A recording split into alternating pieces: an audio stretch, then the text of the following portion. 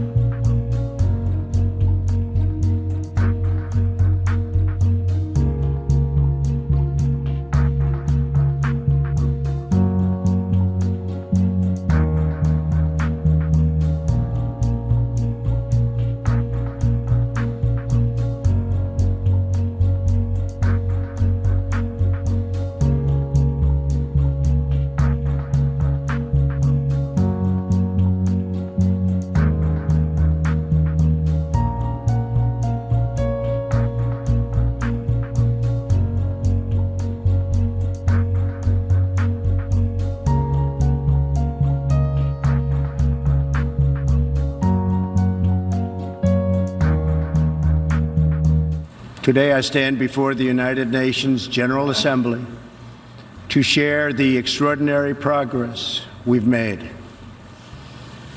In less than 2 years, my administration has accomplished more than almost any administration in the history of our country. America's so true.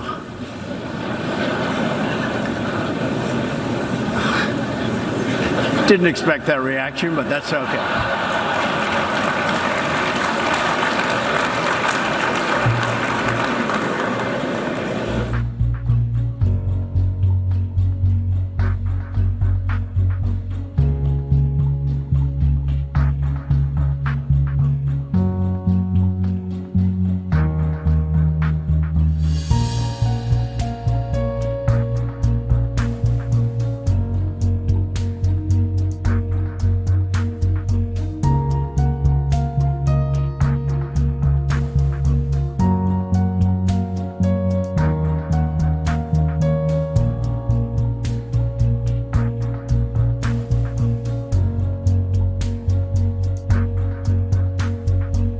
Russia believes that the world will grow weary and allow it to brutalize Ukraine without consequence. But I ask you this: if we abandon the core principles of the United States to appease an aggressor, can any member state in this body feel confident that they are protected? If we allow Ukraine to be carved up, is the independence of any nation secure?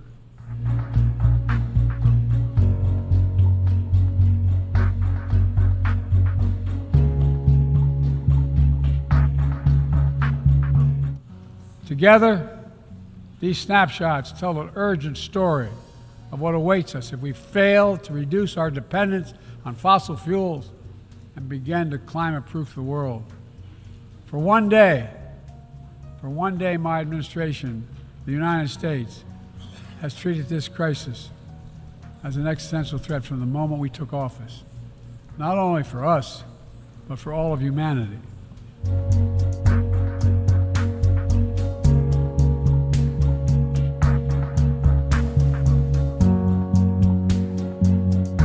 But we also stand ready to work together with China on issues where progress hinges on our common efforts. Nowhere is that more critical than accelerating the climate crisis, than the accelerating climate crisis.